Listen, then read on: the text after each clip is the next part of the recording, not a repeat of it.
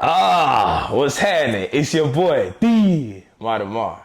Y'all already know what it is. You heard me? Welcome back to the show, y'all. Mentally fit. It's yours truly once again, you know what I'm saying? So anytime you see this couch out here, man, you know we got to switch it up just a little bit because we got to talk a little different to y'all today, you know what I'm saying? So, over here to my right, y'all's left, of course, you know what I'm saying? We in reverse. I got my boy, Rakeem in the building, man. California's very own. Med student, he doing his rotations right now. But more than anything, I know him way beyond the medical school and you know how intelligent he is. I know how his heart looks like, you know what I'm saying? So I figured out like he come on here and share it with y'all today, you know what I'm saying? And as we explore his journey and how he came into fitness and everything to give a different level of insight today, man. So without further ado, I need y'all to welcome to the congregation, Rakeem Levy, man. My boy. How you doing, business here, man. What's good, baby? How you living, dog? I'm doing good, man. I'm doing good. How you guys doing? My name is Rakeem. I'm a third-year medical school student here in Houston, Texas. I've known Martin for a while now, and we just chop it up. We just sit here, kick it. We talk about things like every Friday night, man. So it's nothing new. This is nothing new. This just is now we regular. got a camera, so This is regular, man. You know what I'm saying? Regular for real, man. This is my boy. It's funny, man. Like the way that I met this dude. It was at one of my first training gigs ever, 5 years ago. You know what I'm saying? My dog Drake can attest to this. Actually, man, you know what I'm saying? I was at LA Fitness in 2019. bro. It was like my first couple months. I was cold calling at the time, man. So you know how it is. You went to the gym before. You get a list of leads. You cold call, man. You know what I'm saying? And I stumbled upon this brother. You know what I'm saying? And he was like, man, listen, I just came here from Cali. Yeah, I don't know what the hell's going on. I was like, you know what? Yeah. I like this guy, man. Yeah, man, come through. Yeah, bro, I remember that. You know what I'm saying? I wasn't trying to be trained or anything like that. I was like, I'm just trying to get a gym. Right. Keeping it real, you know? Yeah, he kept it 100. Yeah. And, you know, I was like, man, I respect that, bro. Man, come to the gym. I got you. You know what I'm saying? And ever since then, man, it's paid me back like 1,000 times forward. So you just never know, man. That's why you always gotta move with. Yeah, you always got to move with love at the end of the day, you know what I'm saying? Because you don't know how that shit going to come back full circle, you know? But anyway, Rakeem, man, so let's talk to the people for a little bit, man. So, like, tell them a little bit about yourself, bro. Like, how did you get into fitness, man? You know what I'm saying? Like, why is that such, like, important stable for you? Take me back in time. Like, when did you first start really getting into it, man? Man, I started, and this is weird, I started in military school. Military school? Yeah, so most... Y'all getting the lost files. I didn't even know. Because it was such a, like, traumatic...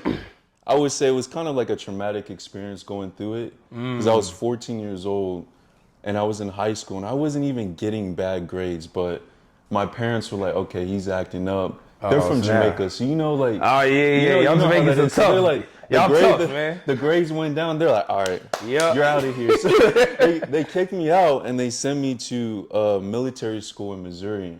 And then once I got there, that's how I picked up fitness. And I was just 14, bro. So I picked up fitness because I was getting bullied in military school because it was like a college attached to the high school. And the college guys were in charge of the high schoolers there. And so they would just bully us. And I was one of like maybe 3 or 4 black people there. Because this is in Missouri. So I had no choice. So we would have weight training. So you're in the South too, man. Bro, yeah, so I had no choice, bro. They were just picking on me, man. Some more races. I had no choice. So I just started picking up the weights. And then from there, bro, I just started putting on weight, getting bigger. And then people just weren't messing with me like that. And that's how it kicked off. And then from there, went back to California and just continued it over and over. But I didn't really love fitness until I met you and Dre, because you and Dre like changed it for me. You guys like taught me more of like the functionality of training. I was just training just to pick up weights. I didn't know really what I was doing, like the average guy in there, you know? Right. But you guys were showing me like, hey, like you need to have that mind-muscle connection. You need to have a structured plan. I was like, yeah, these guys. Oh, wow. Bro, I had no idea. These guys, man. I had no idea, man. You know what I'm saying? Like, because the way I look at it, bro, like, I didn't even, like, process it like that at the time. Oh, really? We was just training partners pouring into each other. That's how I looked at it. I didn't know that. You know what I'm saying? I just like to learn, man. And the way that you and him are, there's no ego. There's just like, We just chilling, learning from each other, and I pick up what I can from you guys and vice versa, you know? And I feel like most friendships need to be like that. But for some, it's like you'll meet people and it's very competitive. Yeah. Like they'll say they're your boy, but if you do something, like you succeed in something, you can sense a sense of tension, competitive- man. Yeah, and you're just Yeah. like, come on, man, I'm just trying to be better. So you know what? So let's stay along that line. So you saying that like, do you think this happens more with guys or with girls more? Number one, you know what I'm saying, like in the gym, in your In the experience. gym? Yeah, particularly in the gym, man. Because I know exactly what you're talking about, but I Yeah. want to get your perspective though, man. Like in your words. In the gym, I would say more so with guys. I would probably say more so with guys. There's Yeah. more of an ego because you got to keep in mind being in the gym is a very like it's almost like a primal thing. Like you're Yeah. going in there, you're just like just lifting weights and shit. So if you lifting with your boy, you're not trying to have him outlift Outdo you. Know you, what I mean? yeah. And sometimes you'll try and go past what you really should be staying here, but you go over here with it. You're trying to show them like, oh, I do more than you. Right. But that's what I'm saying with you and Dre. It's not like that. Like when I met you, that's the first time I started learning how to properly train legs. And when I had that first, remember that first, bro, my back started spasming. Bro, you had to put my leg like, bro, it's all good. Man. Yeah, it's all good, man. I'm I sitting remember on the that. floor. I'm like, bro, what'd you do to me, man? Yeah. But bro, I was humbled in that moment because I'm like, this guy, even though he's close to me in age, you know something I don't know, and I need to know it. So that's why I'm like, I want to learn from you, you know? And that's how Right. I kicked it off and kept going. Bro, that's gangster, man. Yeah. You know what's crazy though, bro? Like we all kind of have like that moment, man. Like you know, Kareem, he already know what it is. My first coach, bro. Yeah. I had the same had an experience training Oh, you legs, told me dog. about him. You Yeah. know what I'm saying? Like, and it humbles you, bro. And you're like, you know what, man? Like, wow, I'm not working as nearly as hard as I thought. I was. That's what it was. You know what I'm saying? With you and with Dre. Like I trained with Dre one time, and I was getting gassed out, and I was like, It's bro, like, man, I ain't gonna make it. These guys are in a whole different league. I was like, man, I need to go back to the drawing board and like figure this out. Like I need to start over because what I thought I knew, it just opened my eyes to there's much more to fitness than what I thought. And most guys in the gym are like at that same level where I was, where they're not open to the idea of being coached by someone else. They Yeah. think just because you go in and you're lifting heavy weight that they know what they're doing. Right. You know? But like, you know, how's your form look like? Are you lifting with these Yeah. joints, man? Like, what about mobility, flexibility? You know what I'm saying? The Like whole thing. prepping going All into of the it. workout. Like important. those are things that I know that I didn't take serious for certain whenever I was an athlete. You know what I'm Yeah. saying? Like whenever I was playing that race, man, like I just wanted to be strong. You know what I'm saying? Like, I told my brother the same thing too. You know what I mean? Like I just wanted to be strong. But as far as like that aspect of it, I didn't really pick up on it until like after I got done playing sports for real. You know what I'm saying? So like, cause you know, you start noticing like, man, like my knees, they're not recovering as fast as they used do to. they do like mobility type stuff and You talking about when I was playing? yeah? Damn, bro. You know what I'm saying?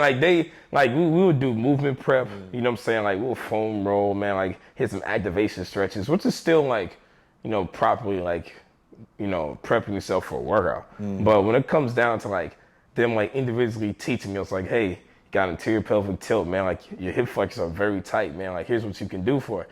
We won't get in that education. You know what I'm saying? Like, and to be honest with you, like, was it really their job to do it for us individually, man? Like, when they're coaching 100 and some odd guys, more than likely not. Like, so, you know, but as a kid, though, are you going to seek out that information? Like, bro, you know what I'm saying? I just wanted to be slow so I could play. No, you know what I mean? definitely feel that. You know what I mean? But you know what? So, like, along that same vein, man, so let me ask you this. So you said that things changed, like, whenever you bumped into me and Dre, right? But even before that, though, man, like, you, like, basically from 14 till, when did you meet us? You was like 23, right? Yeah, I think You so. started 23 years old, right? You know what I'm About saying? 23, yeah. So, like, bro, that still is 9 years. So, like, what kept you going at that point in time, man? Like, ain't during that gonna lie, 9-year bro. stretch, bro? I wasn't consistent with it. It was more of just like, because I started at like 14 and I just kept going with it. It was just a routine thing, but it wasn't constantly progressing. I'll be real. If it was a full 9 years of me actually training like that, Right. I wouldn't look the way that I did when I first met you, bro. It wasn't. It was just more like, oh, I go to the gym for an hour at this time. Okay. I'm hitting this, and I was chasing more of the feeling, more of just getting that high of being in the gym versus Right. actually having a set goal. It wasn't until, like I said, I met you and Dre that it just completely changed everything. And I was like, okay, I need to work on this. I need to work on that. Then I started talking to Kareem. Yeah. He's like, Yeah, this that's is it. weak, that's weak. You need to tweak this. I'm like, what? Bro, I You gotta was, take down the bro, I was like, and that's when I went crazy with it. I was like, okay, everything I thought I knew, it wasn't what I knew because most of the knowledge I picked up was just from other people in the gym. Right. And they don't know what they're doing. And even some of the trainers, you know that. Yeah. They couldn't explain to you actually what you're doing and how it's working for you. And me, naturally, I mean, you know this, like, I like to learn. That's why I'm in medical school and I do well, is because once I see something, I try to know everything about it and try to figure out, okay, how can I incorporate this into that? Right. And that's what I did. Like, I took what I learned from you, Dre, Kareem, and just went with it, bro. That's pretty much how I did it. But it wasn't consistent those 9 years. Right. Okay, got you, man. Were there times that you felt like it was, man? When I was at military school, for In sure. military, strictly military. sure. Okay, got you. And then a little bit of college, but during that time at military school, it was more of like a fight or flight kind of thing. Like survival. you're 14 years old, and you got people in their 20s beating down on you, bro, Yeah. in the stalls of bathrooms, Grown or men. like you'll have people that don't like you and they want to fight you. Right. They throw you in the bathroom, they close the door, like, all right, handle business, like that. And I was getting my ass beat, bro. So Right. I didn't know how else to, like. I'm like, okay, just get big or something like that. So I just started going to the gym. So let me ask you this, man. Do you feel like there's a lot of cats that go to the gym? Because listening to you speak now, man, like, essentially you gain their respect in certain ways, yeah. right? Now, do you feel like you did, man? Like, do you honestly feel like you gained their respect, man? Or were they just like, or they didn't have the courage to step to you like they used Bro, to? and I didn't gain anyone's respect, to be honest with you. I really didn't. It was more. Why do you feel like that? I can just sense. It's more of like, if you see someone, I can not like you, but not want to like fuck with you in terms of messing with you and picking on you. So just because That's true. just because I got big doesn't mean that they were like, oh, Rakeem is that guy. You know what? It wasn't like that. It was more of like, oh, he's bigger than me. I'm not gonna test him. It was just a scare tactic, you know? Like, Right. because I'll be honest, I was very insecure, and that was the only thing I could figure out to do to keep these people from bothering me. I didn't know what else to do because I would Yeah. fight them, but I'll get my ass beat. Right. So I was like, okay, there's no other solution here. Let me just lift weights harder.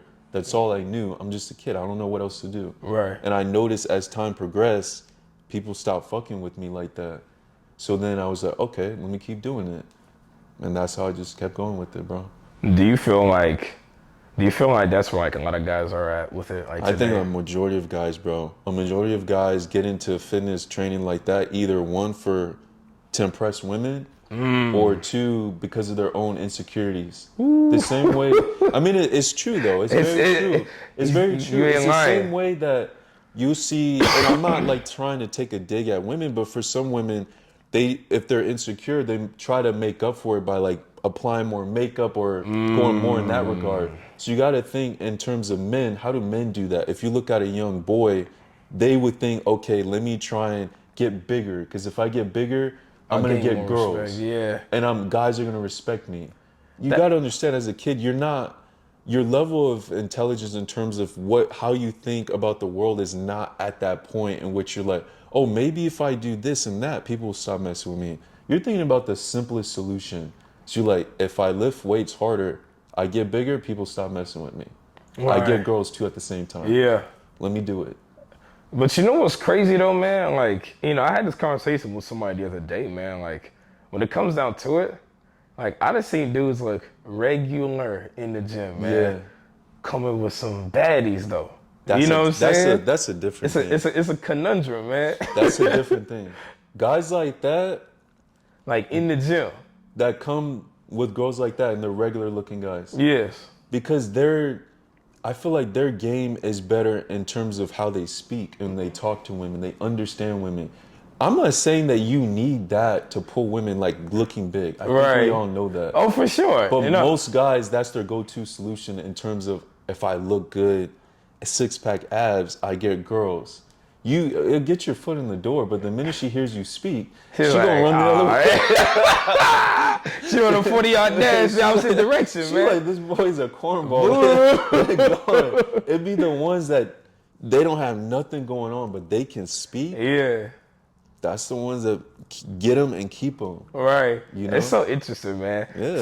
So along that same vein, why do you think that most guys believe that, like, if they were to put on muscle, man, like, have like a crazy physique, that they're just gonna get all these girls, man? You know, so like, where does that even like stem from, man? From what we see on television. Think about it. Every Culture. movie, every TV show, when you have the women that are fawning over men, is usually the guy that's good looking and also he's in shape. It doesn't mean that he's like a bodybuilder or anything like that, but the good looking guy that's in shape. So if you're a young boy and you're seeing this, you see the girls are fawning over this guy. Now you're looking at the guy and you're like, okay, I just need to emulate that. What is he doing? Oh, that guy looks fit and he's good looking, so maybe that's what I need to do. Right. I think that's where they get it from, bro. That's for sure. Motivation for sure. Like, I'm not gonna. We can't lie here now. If there are attractive women in the gym, definitely train harder. Facts. Yeah, it's motivation. Facts. I'm not gonna lie. And we don't cap around here, man. I You know even what I'm saying? told you, bro. I even told you the difference between going to different gyms. Just the way you feel when you're in there lifting the weight, bro. Oh, bro, 100%. I understand that. It helps, you know. It definitely helps. Yeah. Because you're like, you actually have to work. Because, you know, they're looking, they're in there. I don't know. It's just a different feeling. Like, if I'm in a gym and it's just only dudes in there, nobody's really training like that. No women. No, facts. How can you? They got their head down, Right. reps. you know, been as supposed with the reps, Bro. man. I don't know how you can go hard like that. Right. It's It'd man. be depressing up in there. Well, now then that's like a perfect avenue to the next question I have. So Yeah. like with nobody watching, no lights, nobody giving you attention or props what you're doing. Like, first of all, do you feel like you've gotten to that place where you don't need people to watch you lift, man, and to like Yeah. train hard, man? Do you feel like that's where you're at? I didn't get to that point until I would say last year. Last year. Yeah, January 1st, 2023. Yeah. So now, okay.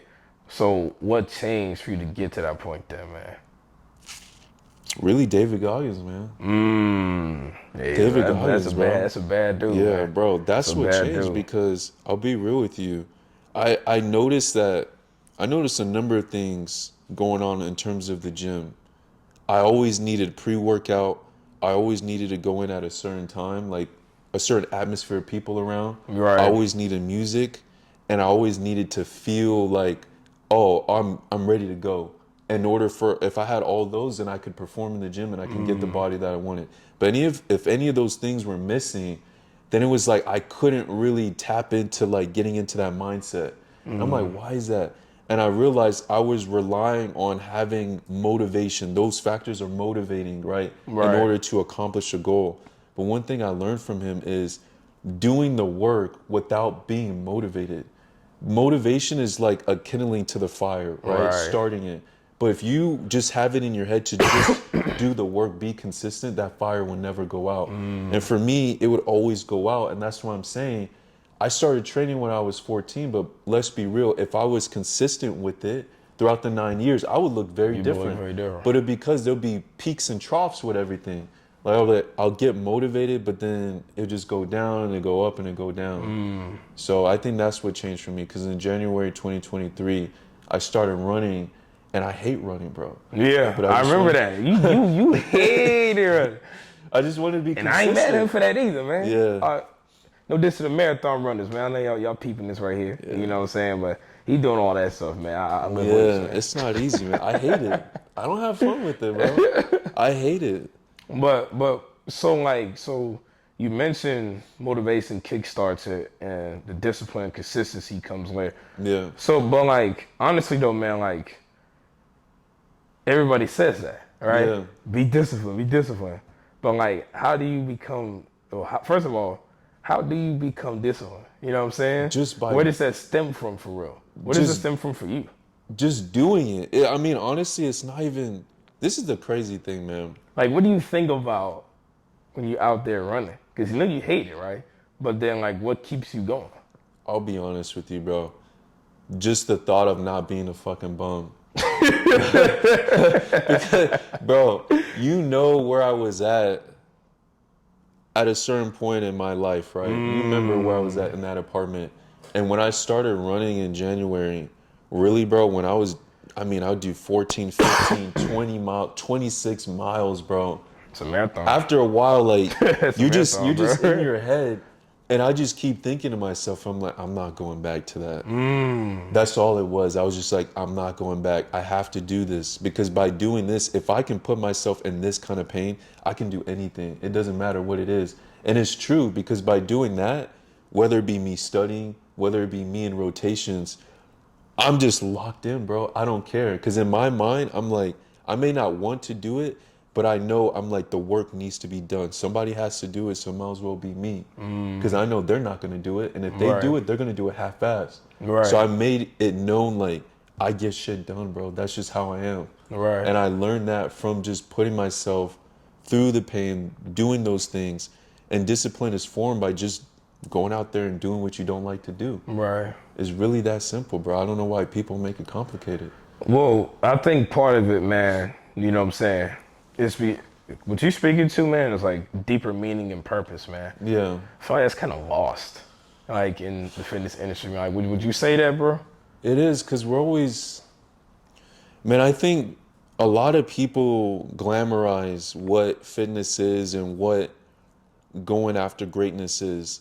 And because we have all these motivational videos and there's soundtracks on it, and it's like, yeah, you know, all this stuff. You know what I'm saying? And it's very theatrical. Corny, man. And you're like, you're getting amped up, your heart rate's really, you're like, fuck yeah, I'm gonna go run. I'm gonna go lift some weights. Hey, someone turn on that David Goggins Yeah, too, bro. man. And come to the gym flat. I you know, and I understand that. I get caught up in that too, but if we're being real, like, in reality, it's really not like that. Right. You're gonna have more days where you're waking up and, bro, I'm telling you, you're just like, I don't want to fucking do this, man. And I have a lot of days like that. A lot of days where, I'll be honest, like, I set my alarm for 4, and I'm not usually getting up doing what I need to do till 5.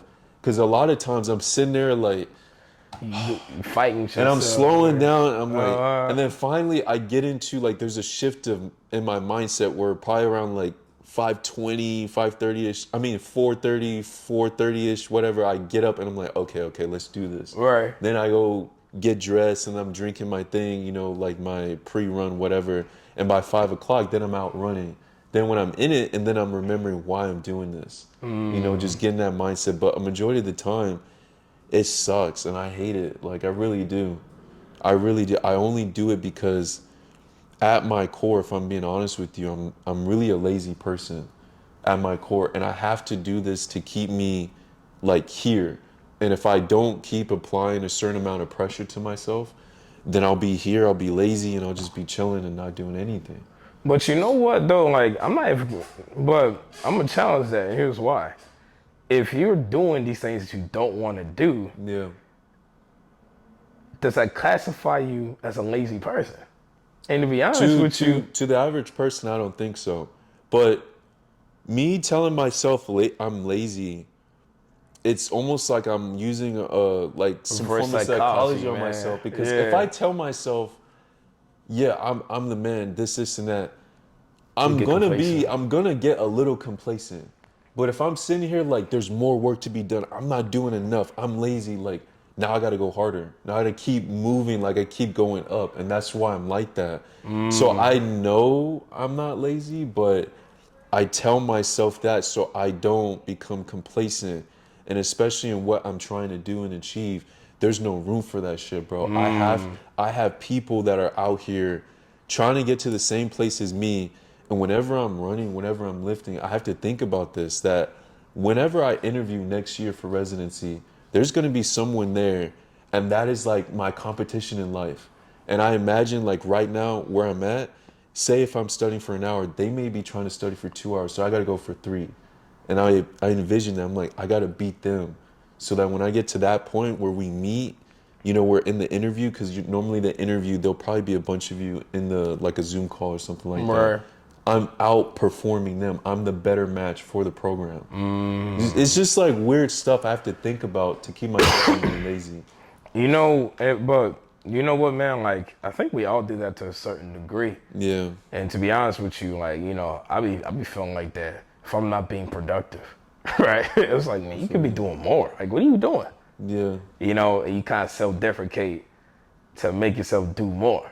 You know, say even though it may not be the same reality for someone else, right? But you know what? Like, do you think that enough people do that? Like, they're that critical of themselves, man?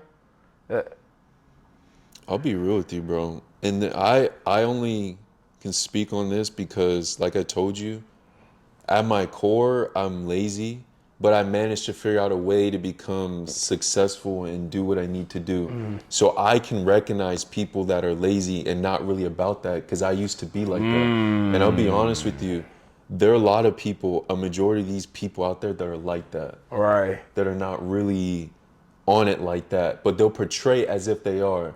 And I started noticing that. You know what's crazy is when this new year came around, I started noticing more people that I know personally now putting out this like motivational social media. Do you know what I'm talking about? Yeah. It's kind Like of they'll like, put like wording and stuff, and there's nothing wrong with that, but that all started from probably someone that was actually really on it like that.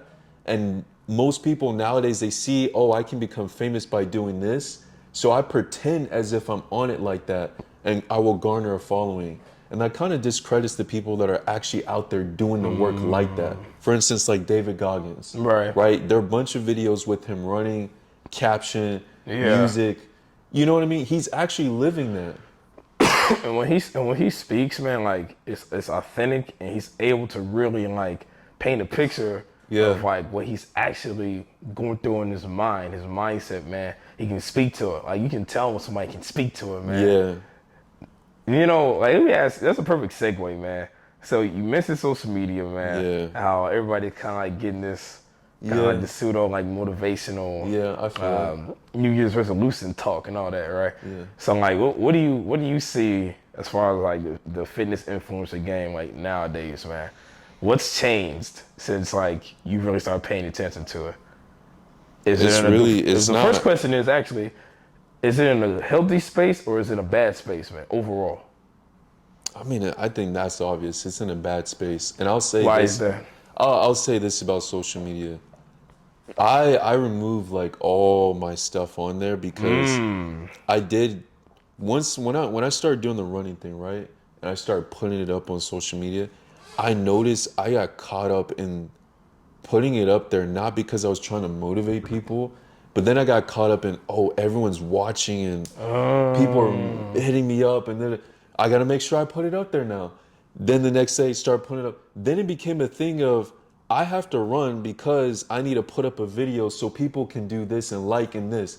And I realized, I'm like, what am I doing with this? And that's why I stopped posting that I run. I still run. I just don't post it anymore. Yeah, I know you run all the time. Yeah. Bro, I stopped posting it because I got caught up in that. So I realized if I got caught up in that, it stands to reason that a lot of people get caught up in it, but they don't recognize they're caught up in it and they keep going. And then it becomes less about improving and more of just like putting out this facade. And I think that's where social media is at right now. Right. Pretending that you're this, but once the camera clicks off, all right, mic off, where's the bag of chips, bro? You know, like that's what I think it is. When I walked into Alpha Land or whatever that gym it's is, Alpha I Land. noticed that's what it was. Like they'll go and lift weights, and then as soon as the camera's off, oh, did that look good? Some of y'all might be salty, but hey, a hit dog go holler. You know what it is, man. It is what it is. That's you. man. That's just the truth. Like I'm able to see that because that's what I did. That's what I was at fault with. The only difference is I knew I needed to remove myself from it because I don't know, I'm very self-aware in that regard. When I notice I'm starting to act outside of my character, I can't align with that. So I was just being real with myself. I did the same thing with my YouTube, but the Instagram, I'm not gonna post the runs, because if I post the runs, people are like, and then I've seen the people liking it, and I'm like, nah, I don't want to get caught up in that, bro. It's really about me, my journey. There's no reason. So David Goggins, I respect him because he doesn't even run his page, but for the most part, he's able to keep it like here. His page is here, and how he is as a person is here. He doesn't get caught up in it like that. Right. And Okay, so he's I wanna separate work on from it. his page. He is. His wife runs his page. I didn't even know that until. And that's smart. Yeah. He's not in it like that. His wife runs everything. Wow. Which is very great. I think that's very awesome for him, so he doesn't get caught up in, you know, likes, comments, and all this, and like, whoa, I didn't get enough likes this time. Maybe if I add this music, bro, I don't like that. It's So like, so you know, so then like, so where is the balance then, bro? Like, where's the balance in, you know, posting yourself, motivating other people to do better for themselves versus doing it for your own selfish desires and seeking attention, man? Because like for me, for example, right? Like I know exactly what you're talking about, man. Like there were times when like, especially whenever I was getting ready for my first show, that like the attention I was getting from yeah, getting ready for my first show. But then like nobody really saw like the late night like sauna trips. You know what I'm saying? Or you trying to like dry out getting ready. You miserable, man. You don't feel like seeing nobody, talking to nobody. Like you just like you're like knee deep in the trenches, you know what I'm saying? But like how do you find that balance, man? Like number one, do you feel like you found that balance? Or is it something that you still like working through as well? Man? I didn't find the balance. That's just me being honest with you, and that's why you don't see me posting any of that anymore. I can't sit here and tell you like, oh yeah, you know, do this, and me personally, I don't know how to balance social media and being my real self, because there've been many times I'll come back on, do my thing, and then I just get caught up in it, you know, the likes and all that other stuff. And I just haven't found that balance. I think the best thing you can do, because this is what I did with my YouTube, is you just post your stuff and go. And then what I had my sister do is read all the comments, respond to them, all the important ones, like very specific ones. I'll tell her like what I want to say to it, but I kept it at a distance. You know, that's what I did. Unfortunately, she got busy, and so I had to take over, and then I got caught up in it, and then I had to distance myself from posting videos. Man, so it's so like what I'm hearing you say is like essentially you have to keep a certain amount of distance from social media in order to balance it. We have to so you don't understand really think that it's possible for somebody to be on I think be able to someone can. zoom out. I think they can. I just think I can't. That's all it is. I'm speaking for me personally, because you do have people out there that can balance that and not get caught up into it. And people like David Goggins, for instance, I'm sure if he was running it, because he is so in tune into who he is as a person, I don't think he would get caught up into it. Yeah, I don't see it. I'm still working on myself, man. I still got a lot of flaws within me that I need to work on, and obviously social media and not getting caught up in what other people think about me is one of them. It's just the difference between me and most guys is I recognize that, hey, look, I'm not perfect. I need to take a step back, and that may mean just not posting any of that stuff until I get to a point where I can go for my runs. I can do what I need to do, post it, and not even care. Not even care what you have to think about me. Not even care about the likes or comments. Just go about my life. You want to. Yeah. Pretty much it, bro. That's it. Man, you know, that's like what you just said right there, man. Like, essentially, you brought it down to three things. Essentially, having self-awareness. Yeah. And that leads to confidence, man. And then that leads to freedom to do what you want. The confidence part is very important.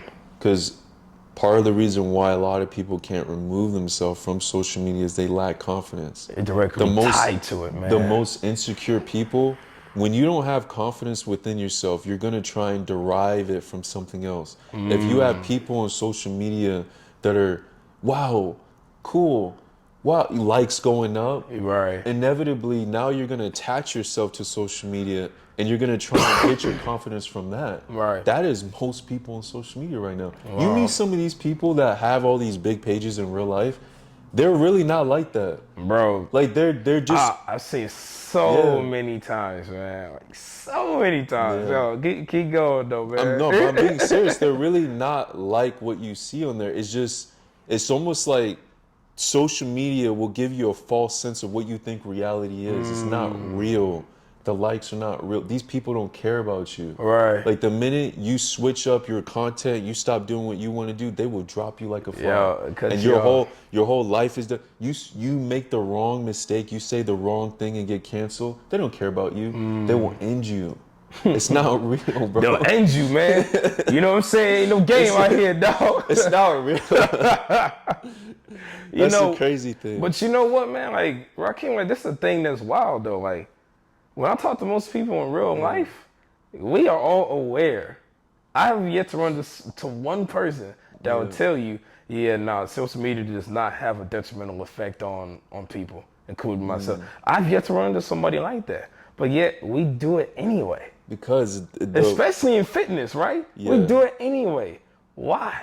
Because a lot of people don't think about the fact that the way TikTok and Instagram is designed to cause that release of dopamine within you. So you end up doing something without actually knowing why you're doing it. It's true. I watched a whole documentary, I think it was either on TikTok or Instagram. And the way the algorithm, at least on TikTok, is designed, there's a reason why it's endless. The minute you interact with the video, you spend a certain amount of time on that video. As you start scrolling, you get recommended videos like that. And then there's no end to the timeline, so you keep going. Now you start posting on TikTok. People start giving you likes and this, it's releasing dopamine. You're feeling good. Now you associate being on Instagram and TikTok as feeling good. So now you want to feel good more. How are you feeling good? Oh, I posted that where some girl's either shaking her ass or some guy's flexing. And I felt good because people are liking it. Maybe if I do more of that, I will feel even better. So they keep posting more of that. And that's how you get caught in the trap. You stop posting what you were really on there for. Maybe you did go in there initially to With good inspire intention, people. man. But then you realize the video where you're just speaking your mind, not as many likes are going on there. But people are liking it when you're just trashing other people and being toxic. So then you're like, well, maybe I should do more of that. And you feel good because then likes, comments, and they're resonating with what you're saying. Like, yeah, bro, facts, all that stuff. So you only start promoting that out there. I don't think a lot of people get on social media to be toxic and malicious and, you know, be promiscuous in the sense of like showing off their body. I think sometimes they get on there to feel good about themselves, to show their progress, but then they get caught up in it. They get caught up in what TikTok and Instagram is, and it changes things for them, you know? You're referring to basically these people, their subconscious is under complete control, man. Yeah, of course. Because you said to yourself, they know that social media is toxic. So you know, why do you still do it? Do you realize that is the whole basis of what addiction is? You don't think an alcoholic knows that he's an alcoholic, or a smoker knows that they're damaging their lungs. They know it. They want to quit, but they can't help it. Right. Because every time they do it, they feel good. And now they associate picking up the cigarette, drinking as feeling good. It's the same thing with social media. Wow. That's It so really crazy, is, bro. man. I'm telling you, it's dangerous, man. So like, if you were to, so looking across the board, like in the fitness industry currently, man, like, would you say that's like top of the list, man? Right now, in terms of what? In terms of like issues that are going on, because, you know, as it stands right now, this is my personal opinion, man, like the fitness industry is not as positive as it used to be. Yeah. You know what I'm It saying? isn't. It's not as positive. We all seen people in magazines, man, glistened up, you know what I'm saying? Amazing bodies, inspiration. But like now that it's transferred over to social media, man, like that's changed a lot, especially since COVID, all right? Because the influencer game has just kind of blown up, man. But like we see the detrimental effects of it. But would you say that's the top of the list of things that need to be fixed? in your opinion? Or are there other things we need to focus on? Top of the list in terms of things that need to be fixed. Dense question. Man, that is a very good question. I will say, if they were to change in social media in regard of like monetization, getting something from it, it could have an impact because a main reason why people do this is because they're gaining something from it. Right. Whether it be sponsorships, if you're on YouTube, whether you're getting money for it. If it would go back, at least Instagram, and you're not getting anything from it, I think it might change that. But I don't know. You're taking away people's livelihoods, streams of income, though. Yeah, because it really is because of the fact that they get something from it. It doesn't always have to be money. Right. For instance, it could be just garnering a following of people that like your stuff and make you feel like you're a celebrity when you're not. Like in real life, outside of that, you're just a normal person. Just a normal person. So maybe taking, I don't know how, but like taking away that reach, that false sense of you being something that you're not, that might change something. So top of the list, it's hard to say because I really don't care about social media like that. So on my list, it wouldn't be number one as far as something to fix. Got you, man. I mean, well, you know what, man? Like, you know, somebody's always gonna have like a difference of perspective, man, when it comes to, you know, things that need to change. What do you think, though? I mean, honestly, man, like, you know, social media is definitely up there. Yeah. Simply because, you know, in my industry, particularly when it comes to like, you know, hiring and information and, you know, using it as a business. Yeah, it affects my business, right? Because I'm a trainer. When used properly, for sure. Yeah. But like, it was used more properly back in the day. You know what I'm saying? Like, I'm saying like I'm an old man or something, right? Like, you know, but I got in the game like 2019, man, 2018, really, like towards the end of 2018. And I've watched it change, you know, from trying to run a good business to attention become the new currency. You know what I'm saying? So there are a lot of people doing things for attention now as opposed to how it used to be back then. So I think that if that was scaled back, things will return back to normalcy just a little bit. But like, Pandora's box is open. We here now. You know what I'm saying? So if you were to give someone advice about how could they like get out of the matrix of Instagram or social media in general, what would you tell them? Particularly like for somebody who's involved in fitness, right? Well, I would probably say just delete it. Not delete your profile, but just delete the app for a little bit. You know, it's almost like going through a detox, because when I was studying for my boards exam, that's what I had to do. Like I told you, TikTok and Instagram is designed to cause that dopamine release. You will inevitably find yourself picking up your phone, scrolling. When you become nervous, if you're out in public, at least for me, speaking for me, Right. if I'm out in public and I don't know people, I'm in a group setting and I'm feeling nervous, I notice I pick up my phone and I start, why am I doing that? Because I've associated feeling comfortable, feeling good with opening my phone and scrolling through social media, because that's where you're getting the dopamine release, right? So now, if you've taken it too far to where now it's an addiction, the best thing you can do for yourself is separate yourself from it, undergo that detox, stay away from it for an extended period of time, and then try and see, okay, can I come back and manage it properly? What I do now is I set limits on my apps. So I can only be on Instagram for 30 minutes a day. That's smart. Any social, and I only have Instagram. I have Facebook, but not the app, only to log in, and that's just because other medical students. But I only have Instagram and YouTube, and it's set on 30 minutes every day. The minute I extend past it, it cuts off. And that's how I prevent myself from doing this, because I know, oh, I only have 30 minutes. So respond to this message, like, whatever, move on, get out. Only got 30 minutes, and that's it. And that's how I limit myself from getting caught up into it.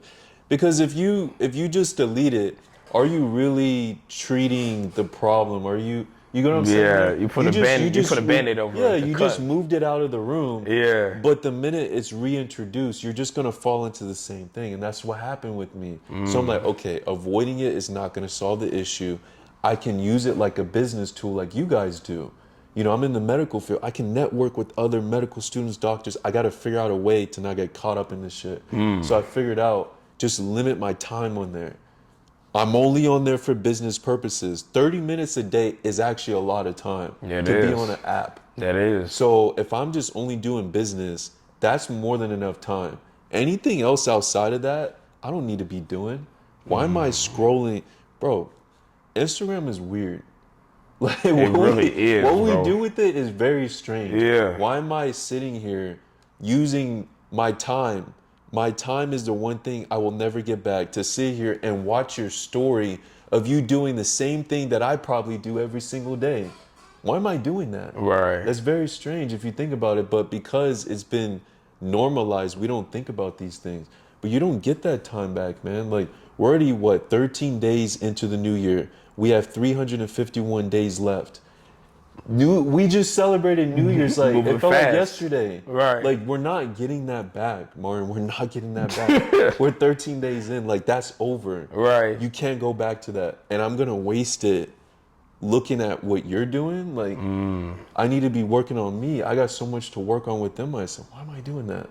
So once I start thinking about it like that sense of urgency, like, do I really want to be sitting here? No. Let me pick up a book or make sure I'm working on this, submit this assignment. I think really thinking about time as something that you're not getting back will help you out a lot. You know, like, you're wasting it. Right. I'm not saying that you can't have fun and, but if you look at your screen time and it's like 6 hours, Bruh, 8 hours bro. on social media a Bruh. day, It'd be high, man. Extremely high. I done seen as much as 10, 12 hours, like, by the end of weeks. I'll be real with you. Yeah. The people that are the 1% are not spending 10 hours a day on Instagram. Time's too valuable, man. And we're going to sit here and complain that we're not where we want to be. Just take that time and apply it to something that can progress your life. I promise you. And you'll Give be it like alright. a month, you'll change things. You see, like, I don't know. Just thinking about it like that changed it for me. Because it was really like an addiction. Right. Just sitting here doing nothing, bro. I heard the man. Detox when you can. Detox Honestly. when you can. No, that's good advice, man. And to be honest with you, like, another thing that I like that you said, be intentional with your detox too. There goes that word again, intentional. Man. Be purposeful with it. You know what I mean? We gotta start using Yeah, I gotta stop using that buzzword, man. Yeah. You know what I'm saying? It burnt it out. All you fake dating coaches. Anyway, man. I understand, bro. So, all right. So now, man, like, so one thing you mentioned throughout, our conversation is your rotations, running before you're going into work, man. So, like, what are you doing nowadays, man? Like, kind of like give us like a snapshot picture, man. Like, what's your life like as med student, man, while also trying to like keep your fitness intact, man? Cause I know your hours. Yeah. They wild. You know what I'm Bro, saying? yeah. So, I mean, starting first thing in the morning, I wake up at 4 a.m. But like I said, it's not like I wake up at 4 a.m. and immediately Jump into the I day. wake up at 4 a.m. because I know by 5 a.m. that's when I'm like ready to go. Right. And that's usually how it is for most of us, right? So 4 a.m., getting out of bed, whatever, drink whatever, go for a run. Then I come back. I also go for a run first thing in the morning because running will get the blood flowing. I'm awake now. Now I can do work. Right. So then after I come back from my work, which is around like 5:30ish, because I only run 2 miles. So I'll go up to like Rice, come back. That's it. That's 2 the miles old and right that's it. there, man. Exactly. And I study and then I go in. So right now I'm in obstetrics and gynecology. So that has to do with like delivering babies, looking at the female reproductive organs. So right now I'm in the clinic. So that's what we're doing all day long. You doing some spooky stuff, man. Bro. I don't know if I'm built for it. Man. I don't know it. Yeah, but the thing is, it's really eye-opening because you see a lot of things that the average person will never see, And right now, dealing with women's health, because that's primarily what obstetrics and gynecology, when I'm in that rotation, what it revolves around. Right. Like the clinic I'm at, it's only women that go through there, and it opened my eyes because I get to see what happens with women when things aren't going the way that they kind of want them to. Like, say, for instance, if there's abnormal bleeding, right, in their post-menopause. So now that's not supposed to happen, so they come in. Me, as being one of the only guys there, I have to kind of make that woman feel comfortable with me talking to her about this, because normally she's only talking to this with other women. Right. If you think about it, we don't really get clued in on these things, what women go through. No. But they do. And when I started that, I realized, like, whoa, I have 4 sisters and I didn't know it was like that. Like, you guys go through this, but you talk amongst yourselves and you just figure out a way to tackle it. And it's like I'm being dropped into this world with only women there, and I'm seeing what they're going through, and the way they handle it, they're just, a lot of them are very nonchalant about it, because it's like an everyday for them. I'm like, man, really? you have to go. Yeah, I'm like, you have to go through that. Yeah. So it really humbled me. So I try to like make them feel comfortable. I'm like hearing them out, taking their history, helping them feel heard, because a lot of guys will go in there and they're like, oh, I gotta look at a woman's, private area. I'm feeling weird about that. Right. And she feels that. So now when she comes in, she sees you feeling weird. She's like, can you get a woman in here? Yeah. I've never had that happen to me. The only time that happened to me is if they're Muslim, and I understand that. That's a religious thing. But a woman coming in to a room and I'm talking to her, telling her what the examination's gonna be, where they got to stick a scope and see everything, the fallopian tubes, whatever the case may be. Right. No woman has ever said, oh, can you get a woman, like, Right. Because I listen. I'm sitting there like, okay, I understand. Wait, I may not know too much about that, but I'll take that down and I'll try and relay it to this person here, and we'll get things rolling for you, Man, but that's kind of who you are, though, man. Like, ever since I met you, you've always been, like, you calm, mellow, mature, you know what I'm saying? Like, you listen very, very well. You know what I'm saying? So that's surprise to me. That's no surprise to me at all, bro. It helps, you know what I'm saying? Field. I have to listen to the patients, man. Yeah. That's Do you? So you've been going through rotations, man. You've been in there. I got 2 more questions, man. Yeah. So before we wrap up here. So the first question I have is, today's doctors, do most of them listen to the patients, bro? Keep it 100. They don't, bro. That's, and the reason why I know it is because I'm only in my 3rd rotation, so I've done internal medicine, pediatrics, and this, right? Right. You know how many times I hear them say, like, thank you for listening to me, thank you for telling me this. If every doctor was doing that, they wouldn't be saying that, because that would be the norm. It would be the expectation. The fact that they're feeling impressed from the fact that I'm just sitting here listening to them, empathizing, asking them questions with follow-up questions, and listening to everything. When I write out my notes for them, I always get told, oh, your notes are always long. And it's like, yeah, because I listen to them. Everything they say, I type it up and I make sure it's there, because you may miss something. Sometimes it takes a while for them to be comfortable with you. And then they start to tell you things that's like, wait a minute, that's not supposed to be happening. Boom, now I know what we need to do. We got to get this test and that. And it's always like that, man. It's always when they're finally comfortable. Oh yeah, I actually started feeling this other pain in this area. I'm like, wait. It's like, when did you start feeling that? Wait, 6 months ago? Let's go back. Or when did that happen? Okay, that's interesting. We go through that as trainers too, bro. Yeah, it's only when they're comfortable, man. Yeah, I had ACL surgery like 6 months ago. Yeah. What? You ain't gonna tell me that? Yeah. You know what I'm saying? You need to know these things, man. Yeah, man. It's very important. So. I got another question for you, man. So you heavy into fitness in medical school and everything. Yeah. But are most doctors physically fit? Okay, got you. No. But look, it's bro, not. That's so ironic. Why? It's not to take a jab at doctors or anything like that. I really want doctors to start thinking about it like this. Most doctors are not educated in nutrition, and I know that because Why? This is not the first time I heard that. It's not something that's taught in medical school.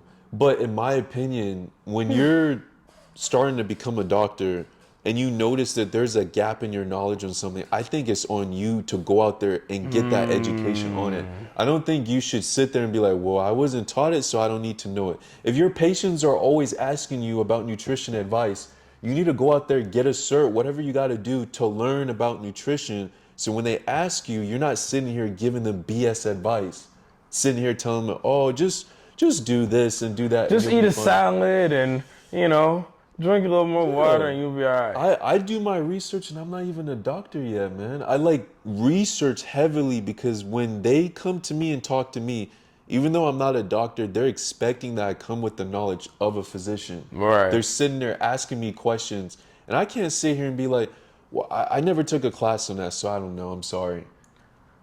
Bro, I can't. I really can't. Like, it's on me. So I have to do my research, get educated. So when these questions come up, I can talk to them about it. And I can't tell you how many times, it's kids too that'll come in, they're not eating right. I gotta tell them, like, hey man, you need to make sure you do this, you do that, make sure you're doing it. And I educate the parents, because a lot of times parents, they don't know either. They get fed up with the kids are yelling and everything. So just go eat your snacks. Right. Here's an iPad.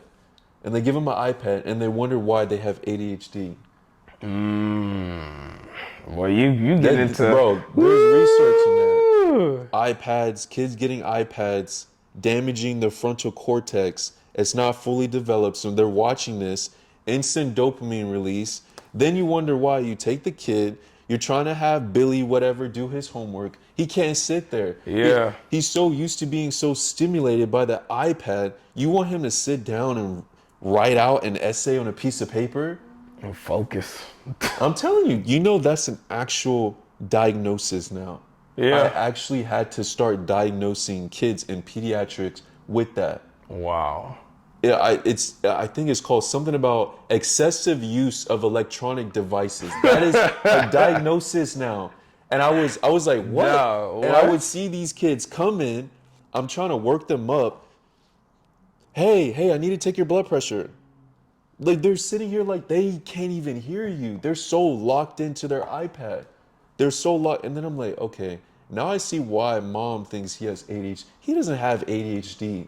He doesn't. Addicted to that device. Yes, of course. He's addicted to the device. These are things like you have to like pay attention to, do your research. And it just so happened that like at the same time, my own doctor, the preceptor, she did her research and she figured this out. So she started making sure we run that as a code in the system. That's a diagnosis now. And then you do your research and you find out damaging the frontal cortex. That's responsible for executive functioning. So planning, leadership skills. These kids right now, when they get into jobs, they're not going to have nobody. those. How? That makes a lot of sense as to what's really been going on out here, man. Wow. It's a lot. And we were kind of the guinea pigs, you know what I'm saying? Like back in the day, I had the first mobile phone. We didn't even have iPhones back then, you know what I'm saying? I'm lucky. And I'm we lucky. still got a bunch of... I'm lucky. My parents never allowed me to have anything like that. I think that's why I'm very successful in medical school, because growing up, I have none of that. My mom was like, we don't have money for that. I'll buy you a book, any book you want, read. So as I got older, reading was fun for me. So I do reading like every single day. So when I read, it's not like a chore.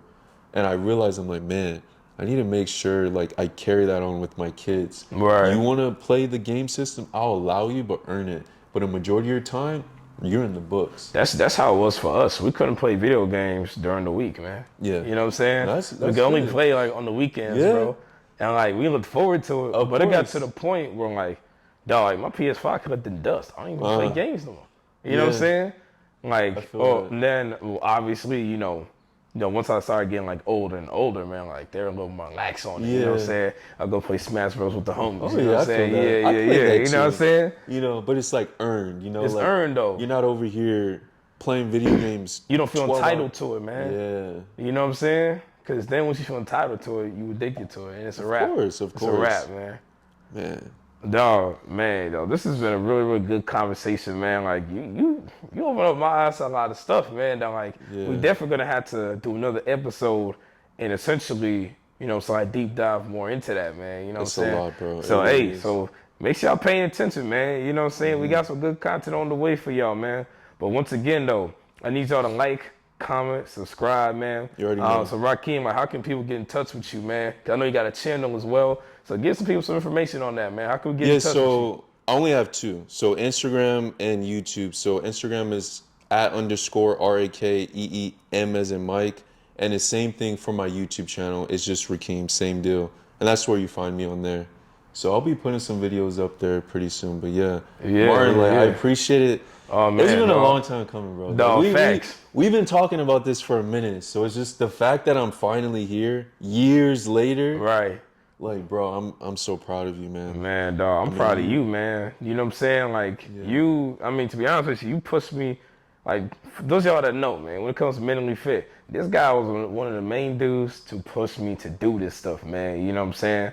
Like, you know, I'm crazy than a mug. Everybody knows that, you know what I'm saying? But in real life, you know what I'm saying? No, So, like, getting in front of a camera and everything, man, like, that's not really me. But, like, I feel at home, man, when the homies push me to be great, you know what I mean? Yeah. So, dog, I recognize it. My God, real recognize real, baby. Man. You know what I'm saying? So, once again, y'all, like, comment, subscribe. You already know what it is. You heard me? Boo, boo, boo, boo. Yeah.